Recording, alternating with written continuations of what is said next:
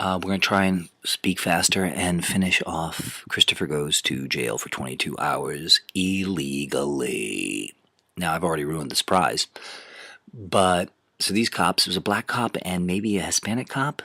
And at first, they told me, you're on the sidewalk. And we had a long talk. I explained to them, I said, listen, there's no people on the sidewalk. It's safer for me to ride on the sidewalk. I got hit. My singer in my old band, Haunted Pussy, got crushed. Her pelvis got crushed. And they were like, ooh. I'm like, yeah, exactly. You guys know how dangerous the streets are. Almost every day you hear about bicyclists getting crushed to death, pedestrians getting crushed to death, da-da-da. If there were pedestrians on the sidewalk, I would understand you saying you shouldn't be on the sidewalk. But there's no people anywhere in any direction. And they're like, well, you got some ID? And they're like, you got any warrants out for you? And I wasn't sure because my lawyer said, there may be a warrant out for me. And I said, there shouldn't be any warrants for me. And ironically, because I have very bad luck, I was like a week or two away from getting my new PBA card. That's the police union. So my last one got stolen. I would have pulled that out, and the cops would have said, all right, we're going to give you a warning. But because my timing and bad luck is awful, I didn't have that card. I explained to them I had the card. I'm waiting for another one. Lieutenant's card I had too that got stolen. I mean, these guys were supposed to, by protocol, give me a warning. But I gave them my one ID I still had. They ran it. Oh, warrant for my arrest. And then I said, oh, well, if there's a warrant for my arrest, it's because my stupid lawyer didn't tell the freaking judge that I was in the fucking hospital. I said, plus I have court this week. They arrested me on a Sunday, and I had court that Friday. So I'm like, it's going to be resolved one way or the other on Friday, guys. You don't have to take me to jail for a day. I'm like, oh, it doesn't take a day to jail. If it's a warrant, no, we just take you to the precinct, and we take you to the courthouse, and it's resolved in a couple hours. It's not a big deal. And I'm like, I have a hunch, since you guys know more about this than me, that I'm completely right. I've never seen the police be right. I've never seen me be wrong. And I can give you 50,000 stories if you think I'm exaggerating.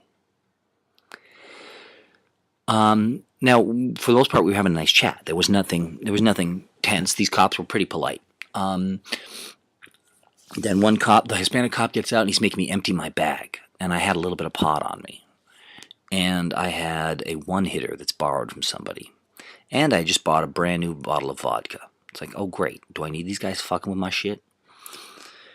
It gets even weirder. The black cop gets out, and he comes over at some point after the Latino guy's searching all my stuff, and they're getting ready to cuff me. And he says, never mind that. He said 1019, which I haven't looked up, I should. But he said, never mind, no, we're just going to let this guy go. It's like, what the fuck? Is it that really? Is it that arbitrary? I didn't say that, but it's like, wait a minute, you said there's a warrant, so you have to arrest me, but now you're saying, well, no, it's not that big a deal. Plus, you're supposed to have professional courtesy for me. I got friends who are cops and retired cops, et cetera, et cetera, et cetera. And I'm a nice guy. You guys have been talking to me now for half an hour. You can see I'm not a bad person. I'm a nice guy. Blah, blah, blah, blah. I could have ran from you on my bike, whatever. Blah, blah, blah. But they're like, no, don't worry. It's only going to take a few hours. It's not like normally a normal arrest. A normal arrest, you got to go through central booking. You're in there for 24 hours. This one, you don't go to central booking. I'm like, I've never been not let down in my life. Never. I know what's going to happen.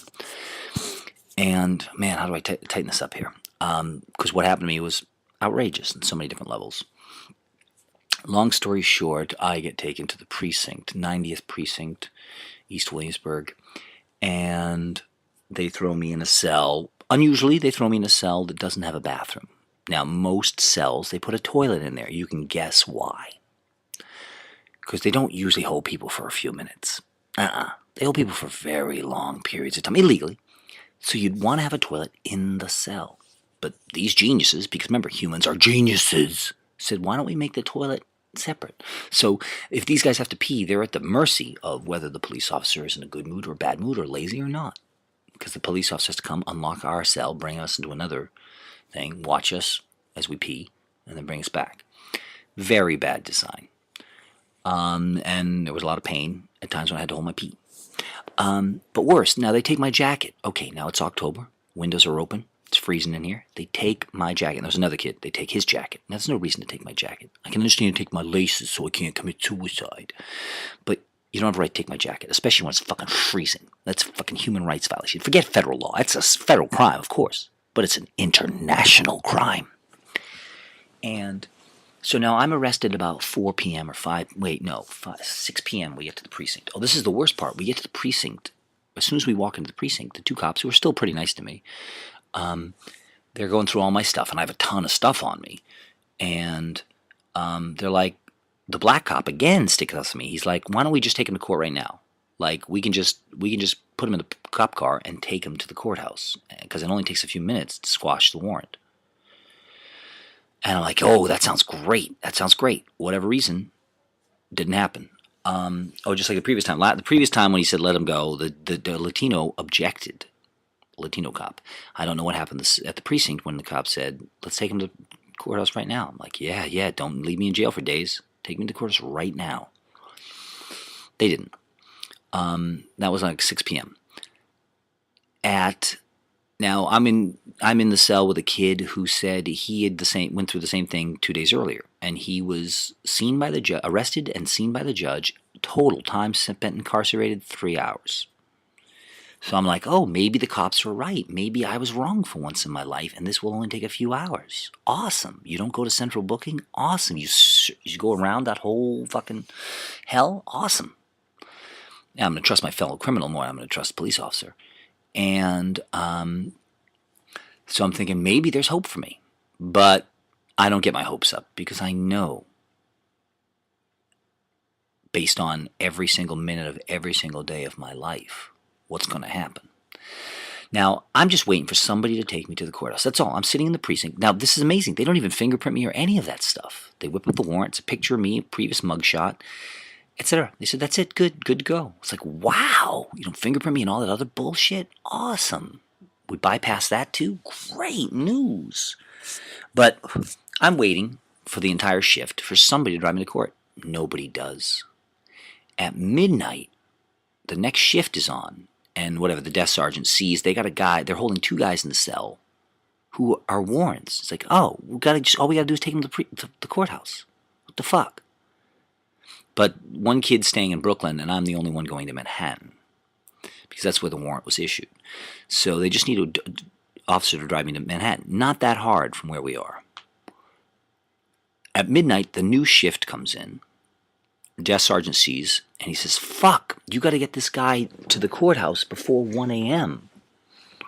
when court shuts down, or he's stuck here in our precinct, and we gotta fucking take this guy to the piss and everything else, and pay attention to another body in the building and babysit another person for another 8 hours if we don't get him to the...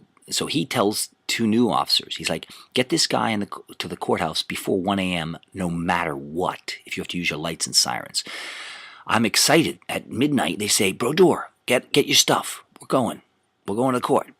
Hooray! All right. All right, it's already been 3 times longer than it should have been by law, but all right, let's do it. They put me in the car, cuffs, viciously tight cuffs. There's no more legroom, police cars. Check it out. It's horrible. They're driving like maniacs. They go down wrong way streets. These guys have lights and sirens going. I'm thinking, all right, this is customer service, though. These guys are breaking all kinds of laws just to get me to court in time so I can be released tonight. Wow. Thanks, guys. We race there. We get there at 12:15. We get outside the courthouse at 12:15. Pull up right in front. And one of them goes in. He comes out and he says, too late. They said, bring him back tomorrow.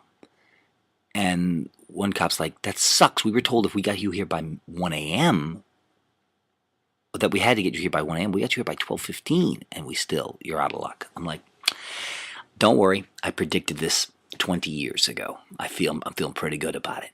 So they have to take me back to the precinct, where I spend the second shift, just sleeping on a cold concrete floor. No big deal. I want you to try sleeping on a cold concrete floor for 1 hour. Remember, they took your jacket and your other shirt. So, and you've been in jail for 100 days, so your muscles have atrophied, so your pelvic bone is cutting through your flesh to the concrete and everything else, shoulder blades. Try it. Just try sleeping on, or laying down. Lay down on a cold concrete floor for an hour. Now imagine 22 hours of that. The next morning, the third shift comes in at 8 or 9. And they're telling us, oh no, remember this, the second shift's like, no, you guys are all going out, because there were new kids now. And they're like, you guys are all going out in the morning, 8 or 9 a.m. I'm like, well, if a cop says it and he should know, then I'm going to guess the opposite. Needless to say, the opposite happened. Man, I'm good. Remember, I have tens of thousands of stories just like this. If it was 5,000, that'd be fucking insane. If it was 1,000, that'd be fucking insane. If it was 20, that would be fucking insane. But tens of thousands? This is why I wanted to die since I was 5. I've been dealing with this shit every day since I was born. Because humans destroy everything they touch. They fuck up everything. When they're not evil, they're stupid. When they're not stupid, they're evil. What was I saying? Oh, so now these new kids, these white uppity rich kids got arrested for doing graffiti or something, and they were like, "Oh man, how long are we gonna be in here, officers?" Like, "Oh, it's gonna be a little bit." And I'm like, "Guys, prepare to be in jail for at least 24 hours." I was giving them the scoop. It's like, don't listen to the cops. We've all been through this dozens of times. You're not getting out before tomorrow, and you're not making your flight at 8 o'clock tomorrow, and blah, blah, blah. And one of the kids, Preston, what was his name? His name was Parker Colt, and was a gratuitous dick. He was nice to everybody in the cell except for me. Now, do you know why? Because of like the 6 guys in the cell at that point, I was the nicest. And human beings don't appreciate when you're nice to them. No good deed goes unpunished, and nice guys finish last. When you're nice to somebody, what a human being in their nature, in their heart, in their DNA think is they think, this person's nice to me. Somebody I can take advantage of. Somebody I can be powerful over. That's how humans work. It's the food chain of life. Just like in the wild. It's why you see little dogs barking so much. They're trying to say, I know I'm little, but don't fuck with me. Because it's the nature of all creatures to take advantage of kindness, goodness, and weakness. And this kid's just a fucking dick to me. And I'm trying to help them. Fucking assholes. It's like, all right, don't listen to me. That's cool. No. You just get your hopes up. You're getting out. The cop said you're getting out tomorrow at 8 in the morning. Just get your hopes up. These are 3 rich white kids. They got their parents calling the precinct and everything else, which helps quite a bit. But they said we'd all be out by 8, 9 in the morning. At noon the next day, the third shift is saying, no, you guys aren't getting out today. To this shift, you'll get out this evening. It's like, okay, third shift. All right. Oh, we'll get out in the 4th shift. Oh, interesting. Even though every cop has told us the same story, and every cop told us a false story. Oh, interesting. Now, I have to work overtime in settings like this, just like I have to do in jail. I have to make sure everybody knows what's happening, because otherwise they look at me and they go, this guy's in jail. A, that means he did something wrong. He has no one to blame but himself. Ignorant thinking. 2, they might look at me, and I have a beard right now, still a protest beard. They might look at me and go, oh, he looks like some scumbag. Fuck him. So I had to tell each cop I see, I'm like, hey, I'm just waiting to go to the court. The warrant was because I went to the hospital and my lawyer fucked up. And most cops hear that and go, oh my God, they're sympathetic. They know how stupid the system is. They know the system's broken top to bottom. But they didn't know what the warrant's for. Is the warrant because I jumped bail? I mean, what's the warrant for? The warrant because I violated, I punched someone in the face? I mean, what's the warrant for? The warrant's because I went to the hospital and my lawyer fucking forgot to tell the judge. Pretty fucking outrageous. And most cops sympathized with me. And they're like, ow. And so I kept making that noise in every shift, hoping one officer, because it would only take one officer to say, hey, we got a guy who's been sitting there. He's supposed to be only in there for a couple hours. And he's been in here for 2 shifts. But they didn't. Next day, the shift's just like, no, there's no way we want to get you guys out. No, it's got to be done at the beginning of the shift. It's already halfway through the shift. Nah, you guys aren't getting out. Then it gets even more fucked up because they call the 3 rich white kids out first. They're going to take them to central booking. Now, these kids are still going to be in jail for another 24 hours or whatever. But that's against the rules. It's against the law. It's against the protocol. Do you understand? We're waiting for an escort. That's all me and the other 2 guys with warrants are waiting for. An escort. And then we're out. Oh, but you do have an escort for the 3 rich white kids, not the 2 black guys and me, the guy who looks like a scumbag. Interesting. And I have to point out to them too. Is look, listen, the desk sergeant last night had me raced to the courthouse at midnight, and I got turned around. So I've been here triple or more than triple what would be the norm. I'm getting fucked over endlessly by everyone, and all the cops are like, "Oh my God," but they're like, "Nah, I'm sorry, you're not getting out today. Maybe tonight." next shift. Because each worker in each shift is like, oh, we got people in the cell. I don't give a fuck. I didn't arrest them. I don't know who the fuck they are. I don't give a fuck about their case. Let them sit there and leave it for the next shift. And the next shift says, well, a bunch of people in the cell. I didn't arrest them. Leaving the cell. Next shift can clean that mess up. And they all do this. This is one of the rules the police do. And it's super illegal and no one cares. No one cares. ACLU never said a word. Fucking pieces of shit. NYCLU don't give a shit. Ron Kuby doesn't give a shit. Nobody gives a shit about justice or the Constitution. Don't believe the hype. No one cares. Your allies are even worse than your enemies. And, pausing for a second. So, when they take these 3 rich kids out, the rest of us are bitching. We've been in jail like 12 hours longer than they have. And we're only supposed to be in jail for a few hours because we're warrants. These are 3 kids who have direct arrests. Do you understand? Most warrants are for petty shit. Now, these kids were arrested for graffiti, which is petty shit too, but they were brought in 12 hours after us. They can't be released sooner or even taken out of the precinct. There's rules. First in, first out, etc., etc. Oh well, tough luck. It pays to be a rich white kid in a world that's as disgusting as this one. So I keep bitching, and it gets crazy. At 2 p.m., I luck out. They call my name. They say, Broderick, get your stuff. I'm like, wow. So now even though the cops who said I would not be getting out of this shift were wrong. Wow, you guys just can't get a correct answer from anybody who are experts who do this daily. Wow.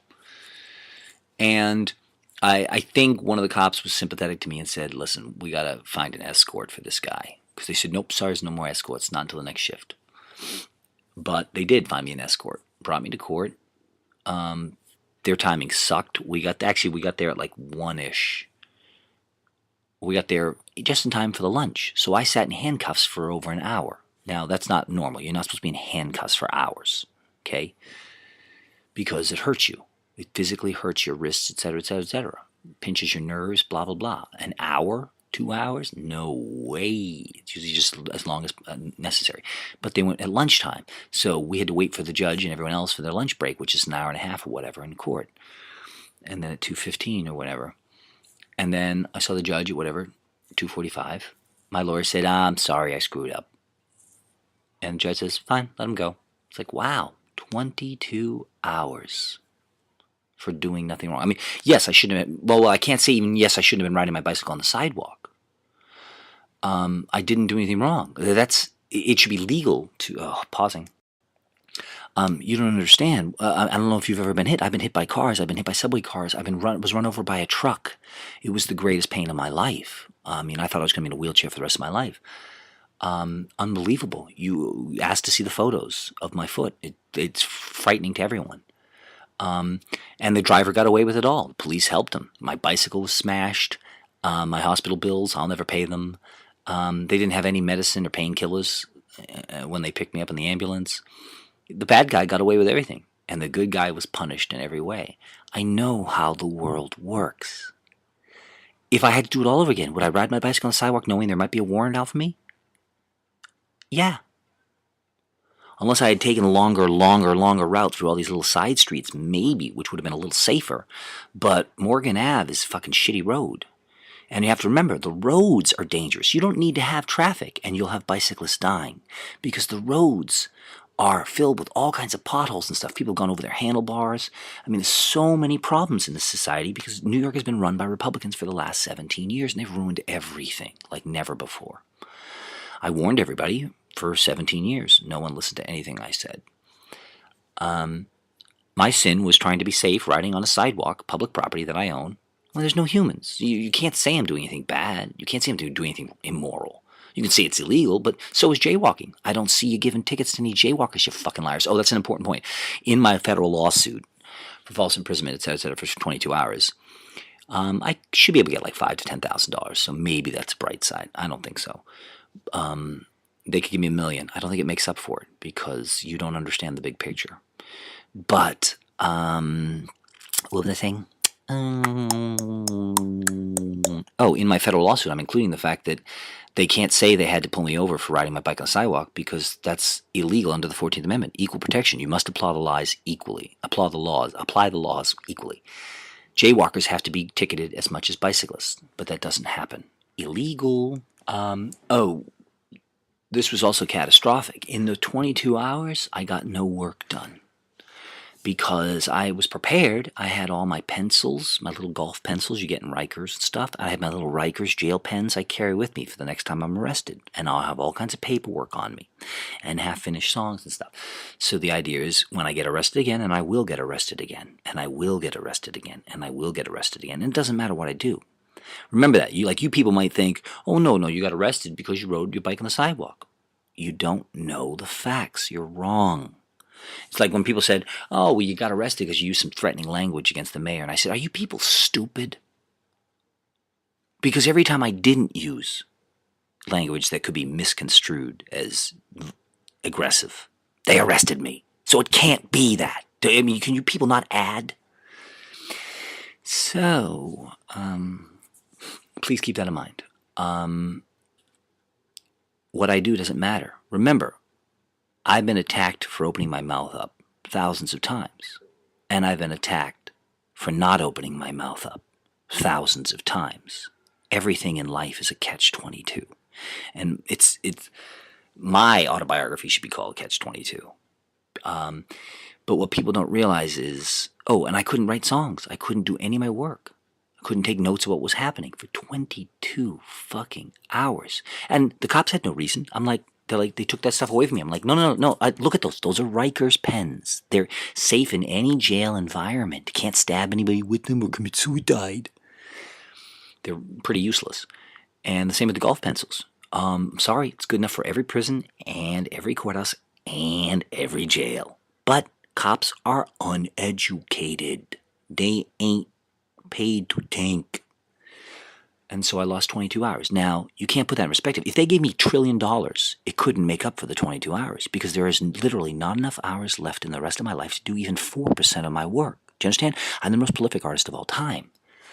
There is not enough time to do my work. Now, you could say, well, we've got trillions of dollars. You could hire people. No, because most of the work I do cannot be farmed out to other people.